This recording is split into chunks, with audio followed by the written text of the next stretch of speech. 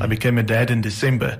And my daughter will be in matric after I reach retirement age at the company I work for. So here's an example. If I start putting away money already for her education one day, I don't have to take some of my pension, for that. So that's an example of a very long-term goal.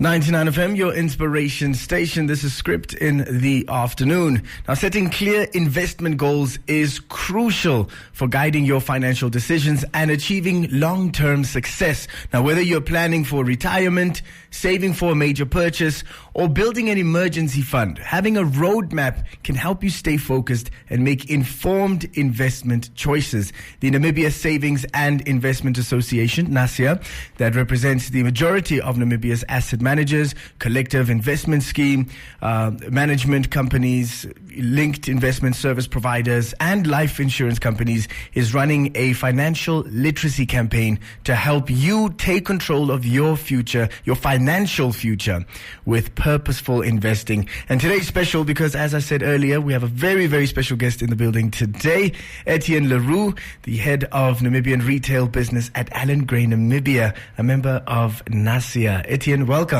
back to 99 FM. Thank you kindly. Let's talk about goals. Let's start off there. How important is it to have a goal when you're saving or you're investing your hard-earned money?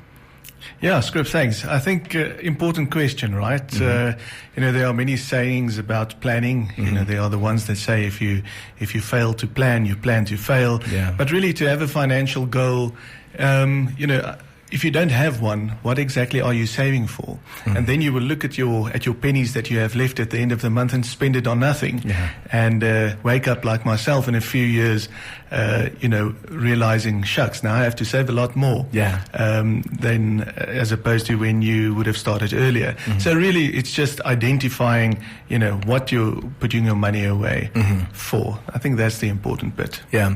Now, can or should you rather have one multiple investment goal or objective, or is it just keep one and stay focused to that? Yeah.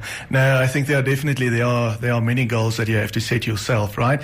Think about your needs and your wants in life. You look like a young chap still. Maybe if you're not married, you're planning to do so one day. We all know that's quite expensive, right? Very. So you can already start putting away for that. Or if it doesn't really matter what it is, but you could have different ones, and I think you should have different ones. And that can be for a car, deposit on a house, whether it's for further education one day. Hey, maybe it's that holiday you've always wanted to take.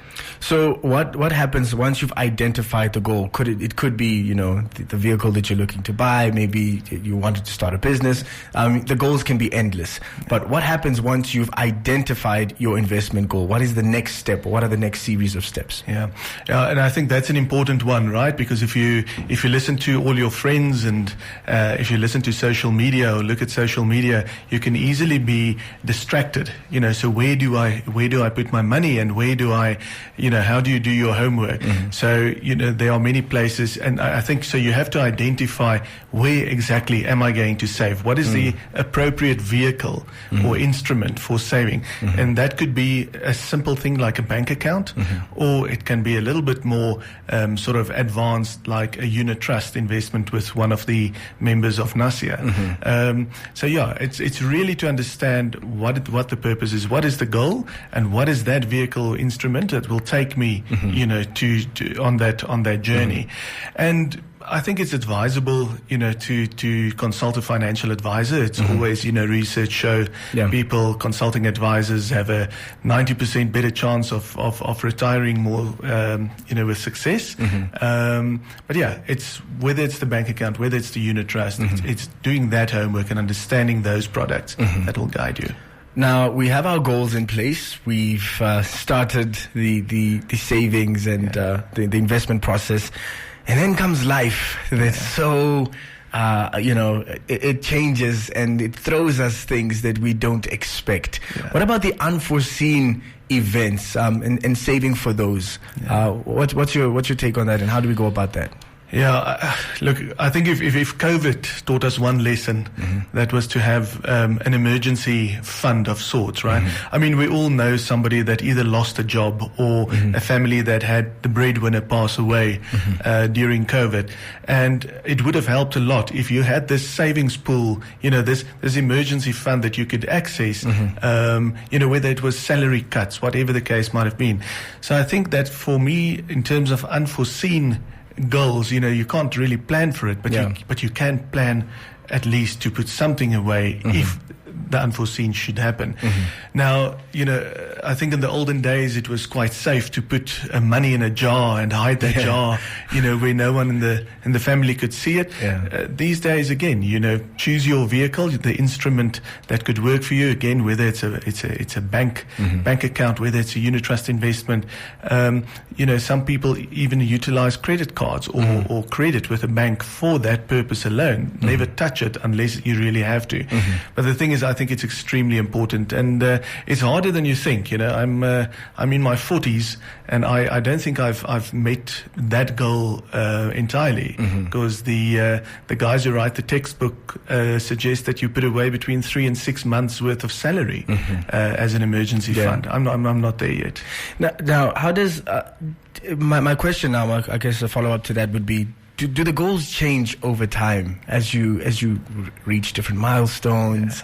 Is that a lifetime goal? Do you have short-term, long-term? How do you process, or how do you go about setting these goals in stone? Yeah, I'll give you an example. Again, in this advanced stage of my life, I became a dad in December.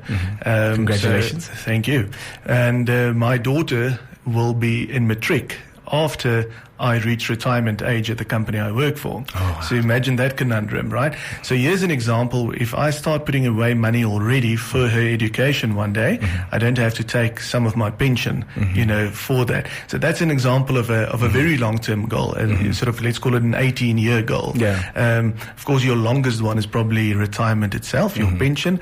But think about it. Maybe a cousin is getting married in South Africa next year, right? So do the calculations. I always like to pull a piece of paper closer, take a pencil and say, how much is that flight going to be, the accommodation, the wedding gift? Of course, you want a new suit to the wedding. You want to impress someone there as well. Right. Calculate, and then you can say, okay, so how much do I need to put away for the next, say, 12 months, to meet that goal? So that's short term. There are the long term ones, and absolutely in between, as you say, life happens. There are many different ones. For sure, Etienne. Now, before I let you go, where can one get all the information about saving and investing? Yeah, good question. So on NaSIA's website, there are links to all the different members' websites. So some of those websites have very interesting reading material. I think there's a lot out there, right? It could also be books. There's books about behaving better, and with that I also want to say, a lot of people think saving and investment is only for those with big salaries, but it's actually quite affordable. So whether it's a book that you buy, whether it is consulting the internet, YouTube videos, my only caution would be very careful not to fall for the schemes and the sharks out there and ludicrous investment returns. Right? So, but there's ample information out there. Once again, thank you so much for joining us today, and we appreciate all the information. And there's a quote that came to mind as you were speaking by Tony Robbins, who once said, "Setting goals is the first step into turning the invisible into the visible." And we all have things we see invisibly. We all have the visions for our life that we want, and it starts with saving and investing. So thank you so much for this conversation, and we can't wait to have you back again. Thank you, Scott. And if you are listening right now wondering who I am speaking to, Etienne Leroux, the head of Namibian retail business at Allen Gray Namibia, a member of NaSIA.